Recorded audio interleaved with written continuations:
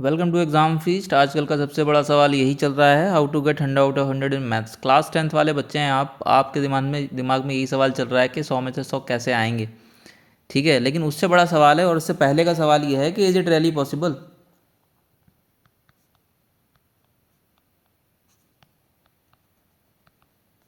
क्या ये पॉसिबल भी है? हाउ पे तो बाद में जाएंगे, पहले ये तो देख लें क्या ये सच में पॉसिबल भी है। क्यों ये सवाल क्यों आ रहा है हमारे दिमाग में? क्योंकि समय बहुत कम बचा है। क्योंकि आपके 15 फेब से एग्ज़ाम्स स्टार्ट हैं। ठीक है, और अभी अगर देखें तो आपके पास टोटल 25 डेज ही बचे हैं। तो 25 दिन में क्या ये पॉसिबल है? भाई जिसने अपना सिलेबस पूरा कर रखा है, रिवीजन भी करी हुई है, उसके लिए तो बिल्कुल आसान है। वो तो बोल देगा कि हाँ बहुत आसान है, पॉसिबल है। बट मैं बात उनकी कर रहा हूँ जिन्होंने अभी स्टार्ट ही नहीं किया। लेट सपोज एक भी चैप्टर नहीं किया है, एक भी चैप्टर नहीं किया, मैं मान के चल रहा हूँ कुछ भी नहीं पढ़ाई करी है 10th क्लास में, पूरा का पूरा साल उन्होंने मस्ती करी है और उनका सिलेबस अभी स्टार्ट भी नहीं हुआ है। ठीक है ना, क्या उनके लिए पॉसिबल है या नहीं, ये सवाल है। ठीक है, क्या उनके लिए पॉसिबल है कि नहीं? देखिए 15 तारीख से आपके 15 फरवरी से आपके पेपर स्टार्ट हैं। ठीक है, अभी 25 दिन आपके पास हैं। अब ये उनके लिए पॉसिबल है या नहीं, इसका जवाब है यस, उनके लिए पॉसिबल है। ये क्यों यस हुआ? ये नो भी हो सकता था। लेकिन अगर आप देखें 15 से पेपर तो आपके स्टार्ट हैं, लेकिन आपका जो मैथ्स का पेपर है वो है 10 तारीख को, यानी कि 10 मार्च को आपका मैथ्स का पेपर है। और उससे पहले आपके पास 9 दिन हैं जो आपकी छुट्टी के हैं। ठीक है, प्रिपरेशन आप कर सकते हैं इन 9 दिन के अंदर।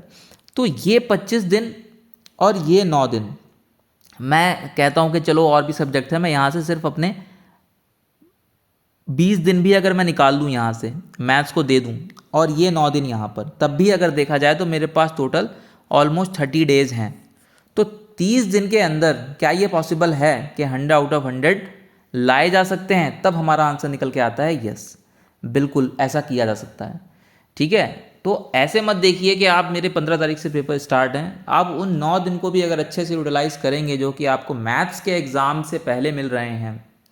ठीक है, और साथ में ये 25 दिन में से मैं कहता हूँ कि अगर आप 80% एफिशिएंसी 90% एफिशिएंसी भी दिखाएंगे तो 20 दिन अगर आपने सीरियस पढ़ाई कर ली तो 20 दिन यहाँ और वहाँ तो आप सीरियस पढ़ाई करेंगे ही, ऑब्वियस सी बात है। अगर आपका पेपर है तो इन 9 दिन में तो आप अच्छे से पढ़ाई करेंगे ही।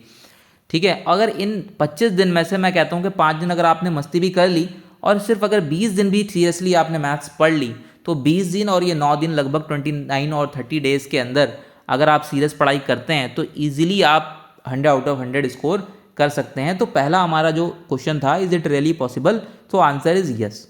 जो बच्चे पहले से सिलेबस कंप्लीट करके बैठे हैं उनके तो आने ही चाहिए भाई, उनके लिए तो कोई एक्सक्यूज़ ही नहीं है कि क्यों 100 आउट ऑफ 100 नहीं आया आपके। ठीक है ना, चलिए मिस्टेक हो गई, बैड लक है, दिन ख़राब था, वो अलग बातें हैं, लेकिन आप बिल्कुल 100 आउट ऑफ 100 लाएँ। ठीक है, और वो बच्चे जिनका सिलेबस अभी जस्ट स्टार्ट भी नहीं हुआ है, वो भी अगर मेहनत करें जिस तरीके से मैं बता रहा हूँ अभी आपको, अगर आप तैयारी करेंगे तो आपके भी 100 आउट ऑफ 100 आ सकते हैं। ठीक है, अब यानी कि आपके दिमाग में जो ये बात है कि मेरे पास समय नहीं है, तो वो दिमाग से आप निकाल दीजिए 30 डेज़ हैं। तो आप कहेंगे कि 30 डेज़ तो बहुत कम है, ये 30 डेज़ में भी पॉसिबल नहीं है कि पूरी बुक के 14 चैप्टर जो आपके हैं, 14 चैप्टर हैं, ठीक है ना, तो 14 चैप्टर्स को 30 डेज़ के अंदर कैसे कंप्लीट कर सकते हैं? देखिए भाई, अब लास्ट टाइम में आप काम कर रहे हैं तो आपको थोड़ा सा अपनी स्पीड को बढ़ाना पड़ेगा। ठीक है, अगर डेली अगर आप 4 आवर्स भी मैथ्स को दे देंगे तब भी आपका काम हो जाएगा। कितने दिन में? 15 डेज के अंदर आप अपना सिलेबस कंप्लीट कर सकते हैं आराम से। बाकी बचे 30 डेज, बाकी बचे 15 डेज आउट ऑफ 30 डेज। तो उन 15 दिन में से आप 10 दिन 10 डेज अपने निकाल लेंगे प्रीवियस ईयर क्वेश्चंस के लिए, और यहां आप कर लगाएंगे एनसीईआरटी। तो 15 दिन आपने एनसीईआरटी पढ़ी और 10 दिन आपने प्रीवियस ईयर क्वेश्चंस, और साथ में आपने लगा लिए सैंपल पेपर्स। ओके, फिर भी स्टिल आपके हाथ में 5 दिन आपके पास हैं। ये आपने जो दिन है वो रिजर्व रख लिए बफर के लिए कि भाई इन 15 दिन में अगर आपका सिलेबस नहीं हो पाता है बाई चांस, तो यहाँ से आप 1-2 दिन 3 दिन उठा लेंगे। ठीक है। और 10 डेज़ में प्रीवियस ईयर तो हो ही जाएंगे, वो तो इतना बड़ी चीज़ नहीं है, ज़्यादा नहीं। आपको पिछले सिर्फ अगर आप पिछले 5 साल के भी पेपर देख लेंगे तब भी वेल एंड गुड है। मैं रेकमेंड करूँगा कि आप कम से कम 10 साल के पेपर देख लें तो ज़्यादा बेहतर है। अदरवाइज़ आप 5 साल के भी देख लेंगे तो आपका काम चल जाएगा, क्योंकि कोविड के बाद सिलेबस रिड्यूस हुआ, पैटर्न भी थोड़ा बहुत चेंज हुआ, तो वो पेपर्स आप देखेंगे ज़्यादा फ़ायदा होगा। जो उससे पहले देखेंगे तो कोई इतना ज़्यादा एडवांटेज आपको नहीं मिलने वाला है, क्योंकि 2019-20 के बाद जो सिलेबस चेंज हुआ, सिलेबस रिड्यूस हुआ, तो उसके हिसाब से जो सेट पैटर्न चला आ रहा है पिछले 4-5 साल से, वो देखने में ज़्यादा आपका फ़ायदा है। ठीक है, तो ये इस तरह से अगर आप सोचें तो आप आराम से इसको कर सकते हैं। अब पॉइंट ये है कि भाई हाउ, क्वेश्चन नंबर 2 करें कैसे? ठीक है ना, करना कैसे? कह तो दिया है एनसीईआरटी करनी है, प्रीवियस ईयर क्वेश्चन करेंगे कैसे? ठीक है, अब आज से आप स्टार्ट करेंगे। ठीक है, अभी इस चैनल पे भी आपको मिल जाएंगे, अगले 15 दिन में हम पूरा मैथ्स का सिलेबस कंप्लीट करने वाले हैं, तो ये सीरीज़ एक चलेगी। ठीक है, अब तक रेगुलर नहीं थे यहाँ पर, लेकिन अब रेगुलर होने वाले हैं। इस नेक्स्ट 15 डेज़ के लिए आप निश्चित रहिए, अगले 15 दिन के अंदर आपका पूरा का पूरा सिलेबस फुल एनसीईआरटी यहाँ पर सॉल्व कराई जाएगी। वो कंप्लीट आप देख सकते हैं यहाँ से, या फिर आप अपने किसी भी एनी सोर्स से भी आप देख सकते हैं, वो आपकी चॉइस है। ठीक है, लेकिन करेंगे कैसे, हम यहाँ पर कैसे करेंगे और आपको कैसे करना चाहिए, वो भी आप देख सकते हैं यहाँ पर, कि सबसे पहले आप उठाएंगे चैप्टर नंबर 2। चैप्टर नंबर 1 क्यों नहीं, उसके रीजंस हैं कुछ, मत उठाइए आप चैप्टर नंबर 1। सबसे पहले आप उठाइए चैप्टर 2, कंप्लीट कीजिए। चैप्टर 2 के बाद आप सीधा पहुंचिए, चैप्टर 2 के बाद सीधा पहुंचिए चैप्टर नंबर 7। चैप्टर नंबर 7, ठीक है। चैप्टर 2 क्या है? पॉलिनोमियल। और चैप्टर 7 क्या है? Coordinate geometry. ओके, उसके बाद आप करेंगे chapter 3, chapter 4।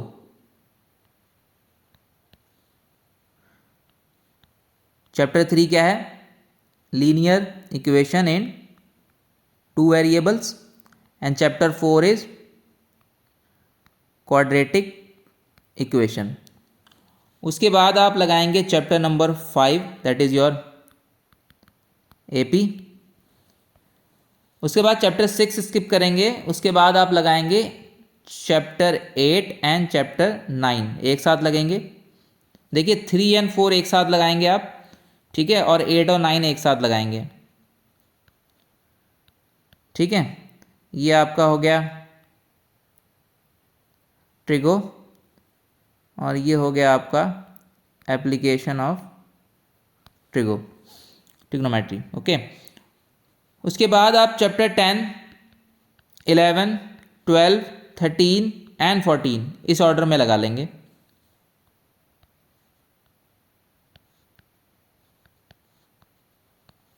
Chapter 10, 11, 12, 13 and 14। Chapter 10 is your circle, chapter 11 is your area related to circle,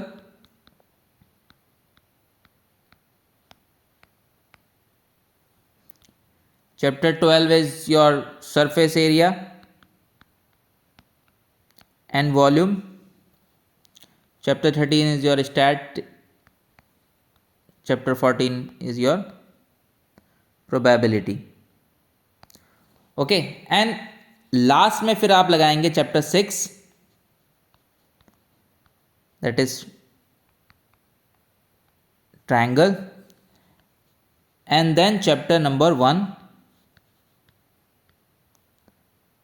real numbers। Okay, तो ये सीरियल आपको यूज करना है जब आप अपना सिलेबस लगाएंगे। अब ये ऐसा क्यों बोल रहा है कि भाई चैप्टर 1 से क्यों नहीं स्टार्ट कर रहे, कि स्कोरिंग चैप्टर्स हैं, ईबी चैप्टर्स हैं, वो आपके लिए ऊपर रखे हैं। ठीक है, और उसके बाद धीरे धीरे डिफ़िकल्टी को बढ़ाते हुए नीचे गए हैं। कुछ रिलेटेड चैप्टर्स भी होते हैं जिनको एक साथ करना ज़रूरी होता है, जैसे circle, area related to circle. जब आप सर्कल पढ़ेंगे तो रिलेटेड टू सर्कल साथ में कर लीजिए, उसके बाद सरफेस एरिया एंड वॉल्यूम साथ में कर लीजिए। तीनों चैप्टर एक साथ ही हो जाते हैं, एक जैसे ही हैं लगभग। उसके बाद स्टैट्स और प्रोबेबिलिटी आपने एक साथ कर लिया, ठीक है ना, एक जैसे ही हैं, मतलब एक जैसे मतलब kind of same thing, you know, ठीक है। अब ये ट्रायंगल को लास्ट में क्यों रखा है, इंपॉर्टेंट चैप्टर है बहुत, ठीक है, और थोड़ा सा आपको चीज़ें याद रखनी पड़ती हैं। रियल नंबर्स में भी एक ही चीज़ है, ठीक है ना, √2 को इरेशनल प्रूफ करने के लिए आएगा, वो आप शुरुआत में कर लेंगे, 15 दिन के बाद भूल जाएंगे। चैप्टर 1 आपने सबसे पहले लगा लिया है, 15 दिन रिवीजन, आपने पूरा सिलेबस अपना कंप्लीट करा, पता चला 16वें दिन में आप भूल गए आपको क्या करना था क्या नहीं करना था, ठीक है। ताकि आपके माइंड में ध्यान रहे सारी चीज़ें, छोटी छोटी चीज़ें जो भी हैं रियल नंबर के अंदर, वो इसीलिए आप उसको लास्ट में कीजिए, ठीक है ना। प्रैक्टिस करने वाली ज़्यादा चीज़ें नहीं है रियल नंबर के अंदर, उसको मैं लास्ट में रखा है। ट्रायंगल के अंदर भी बहुत ज़्यादा प्रैक्टिस करने वाली चीज़ें नहीं है, लास्ट में रखा है, ठीक है ना। तो इस ऑर्डर में हम लोग करेंगे, इस चैनल के ऊपर जो भी अपना सिलेबस कंप्लीट करेंगे अगले 15 दिन के अंदर, वो इसी ऑर्डर में चलेगा। पहले पोलिनोमियल आएगा, उसके बाद कोऑर्डिनेट ज्योमेट्री, उसके बाद linear equation in 2 variable, then quadratic equation, and then AP, then trigo, application of trigo, circle, area related to circle, surface area and volume, stats, probability, then triangle, and then real number, ठीक है। इस order में करने के बाद जब आपका syllabus complete हो जाएगा नेक्स्ट 15 डेज में, यानी कि by the end of 31 Jain 2025, उसके बाद ये सिलेबस कोशिश रहेगी कि अप टू 31 जैन तक कंप्लीट हो जाए। उसके बाद 1 फेब से 10 फेब तक इन 10 दिनों में हम लोग देखेंगे previous year questions, previous year question last 5 years के, ठीक है। पिछले 5 सालों में जितने भी क्वेश्चन आए हैं वो सारे के सारे हम देखेंगे, ठीक है। चैप्टर वाइज देखेंगे, हर चैप्टर को उठाएंगे और उस चैप्टर से कितने क्या क्या क्वेश्चंस आए हैं, we will see all those questions, ठीक है। उसके बाद we will meet on 1 March, ठीक है। 1 मार्च टू 8 मार्च ये आपका होगा रिवीजन टाइम, ठीक है। इसमें आपके जो भी डाउट्स हैं या जो भी चैप्टर्स हैं, ठीक है ना, या फिर प्रीवियस ईयर का फिर से रिवीजन, तो ये सब हम लोग करेंगे इन 8 दिनों के अंदर, ठीक है। और मेन जो है आपका वो ये है, ये पीरियड, ठीक है ना, ये वाला पीरियड अप टू 31 जैन 2025 तक। यहाँ अगर आपने ठीक से एनसीईआरटी को कर लिया और उसके बाद प्रीवियस ईयर क्वेश्चंस को देख लिया, वो प्रीवियस ईयर क्वेश्चन जो देखोगे वो एनसीईआरटी में जो लगाया है वो सब सेम, 70% सेम चीज़ वही उन्हें वहीं मिलने वाली है, ठीक है। तो वो इतनी बड़ी चीज़ नहीं है कि 1 से 10 तारीख के बीच में जो प्रीवियस ईयर क्वेश्चन होंगे वो ऑलमोस्ट 70% तो एनसीईआरटी के होंगे, जो कि आपने पिछले 15 दिन में लगा ही लिए होंगे। तो इसीलिए, और ये वाली जो चीज़ है ये आपके ऊपर है कि भाई आपकी तैयारी बहुत अच्छे से हो गई, आप अपना सेल्फ स्टडी करके रिवीजन कीजिए, किसी की क्या ज़रूरत है इसमें। फिर भी अगर कोई डाउट है या रिवीजन देखना है कुछ, अपने देखिए, ठीक है ना।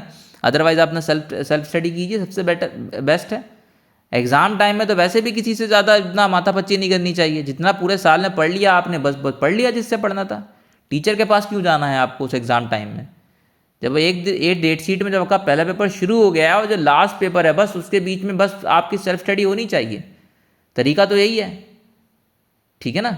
तो जो भी आपको सिलेबस कंप्लीट करने वाला जो टास्क है, जो भी करना है कंप्लीट करना है, उसको आप पहले ही कंप्लीट कीजिए, ठीक है। और ये 31 जैन आप एक चेक लगा लीजिए, एक डेडलाइन बना दीजिए। ये सिर्फ मैथ्स के लिए नहीं है, ये चाहे साइंस हो, इंग्लिश हो, सोशल साइंस हो, हिंदी हो, इंग्लिश हो, कोई भी सब्जेक्ट हो, 31 मार्च कंप्लीट कर लीजिए। एक बार को इंग्लिश में तो चलो चल जाएगा क्योंकि हम 11 तारीख 12 13 11 12 13 14 ये 4 दिन हैं आपके, आप उसमें भी कर लेंगे, ठीक है ना। समरी वीडियोस वगैरह देख लेंगे और कुछ बुक्स की समरी देख लिया आपने, और थोड़ा बहुत को आपको पहले से भी आता ही है सब, रीडिंग कॉम्प्रिहेंशन वगैरह, राइटिंग स्किल तो आपको आती ही होंगी, ठीक है। हिंदी में भी ऐसे ही चल जाएगा काम, 1-2 दिन छुट्टी अगर होगी भी तो वहाँ भी हो जाएगा काम। लेकिन साइंस, मैथ्स और सोशल साइंस, ये 3 जो सब्जेक्ट हैं आपके, ठीक है ना, इसको तो आप पहले ही निपटा लीजिए, ठीक है ना। और संस्कृत अगर किसी के पास है तो वो भी ध्यान से देखिए, ठीक है ना, वो भी टेक्निकल सब्जेक्ट है, उसको भी समझना पड़ता है, ठीक है। और नहीं है अगर आईटी है उसकी जगह पर किसी के पास तो फिर ठीक है, आईटी का भी सेम वही चीज़ है कि आप पहले देख लें, 31 जनवरी से पहले उसका सिलेबस कंप्लीट कर लें, क्योंकि अगर 1-2 दिन 4 दिन के अंदर वो भी चीज़ें सर के ऊपर से जाने लगती हैं फिर, ठीक है। तो एक लैंग्वेज जो सब्जेक्ट है उसको तो आप कवर कर सकते हैं 2-3 दिन 4 दिन के अंदर उस एग्जाम पीरियड के दौरान भी, लेकिन बाकी सब्जेक्ट का कम से कम सिलेबस तो कंप्लीट करके रखिए आप। प्रीवियस ईयर क्वेश्चन तो चलो ठीक है, मैथ्स में देख लेंगे, साइंस में देख लेंगे, लेकिन बाकी सब्जेक्ट से कम सिलेबस तो कंप्लीट कीजिए। ठीक है, so this is how you can design your own way to get 100 out of 100। Okay, ये सिर्फ एक आउटलाइन दिया है कि हाँ इस तरह से आप सोच सकते हैं। ठीक है, इस तरह से भी आप बना सकते हैं अपने सिलेबस को, सो दैट आपको ये ना लगे कि भाई मेरे पास टाइम कम है। अगर ये एक्सक्यूज़ अभी अगर आप दे रहे हैं कि मेरे पास टाइम कम है, तो ये तो भाई एक्सक्यूज़ ही माना जाएगा, क्योंकि अच्छा खासा समय अभी आपके पास है। बशर्ते अगले 15 दिन अगर आपने एफर्ट मार लिया अच्छे से, तो अगर अगले 15 दिन भी आपने इसी सोच में निकाल दिया कि कैसे होगा, कैसे आएंगे 100 आउट ऑफ 100, आ भी पाएंगे कि नहीं आ पाएंगे, वो तो केवल टॉपर्स के आते हैं, वो तो सिर्फ उन्हीं के आएंगे जिनका प्री बोर्ड बहुत अच्छा हुआ है, वो तो सिर्फ उन्हीं के आएंगे जिनके यूटीज़ में बहुत अच्छे नंबर आए हैं। ऐसा कुछ भी नहीं है। अगर आपके यूटीज़ में आपके पासिंग मार्क्स भी हैं, अगर मैं कहता हूँ फेल भी हैं आप, अगर प्री बोर्ड में फेल भी हैं आप, अगर 15 दिन में अगले 15 दिन में अगर आपने अच्छे से पढ़ाई कर ली, सिलेबस को यानी कि एनसीईआरटी को, सिलेबस जब मैं बोलता हूँ ना तो समझ जाओ कि एनसीईआरटी की बात कर रहा हूँ। सिलेबस ही आपका एनसीईआरटी है। क्या होता है सिलेबस? भाई एनसीईआरटी दी है ना आपको।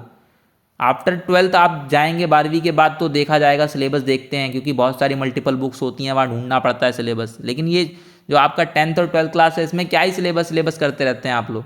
Syllabus is your NCERT.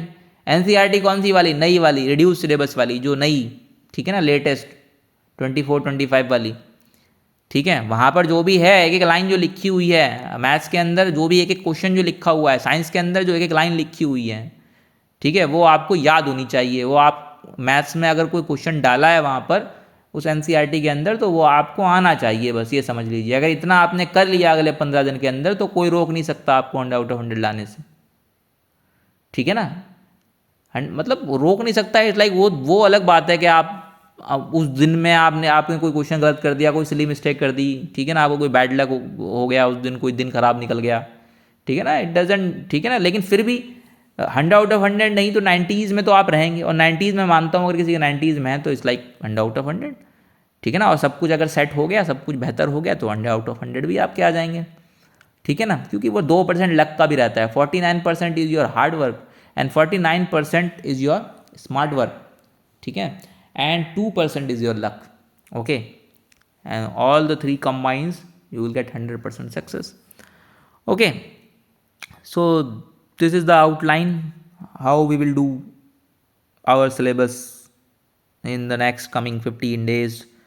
So see, next video में मिलते हैं, ठीक है, और चैप्टर 2 कंप्लीट करेंगे, कोशिश करेंगे एक ही सिंगल वीडियो में हो जाए, और अच्छे से मेहनत करें। एनसीईआरटी को रख लें अपने पास हार्ड कॉपी, ठीक है। We will start from the very basics of chapter 2। Okay, चलिए, we will meet in next class.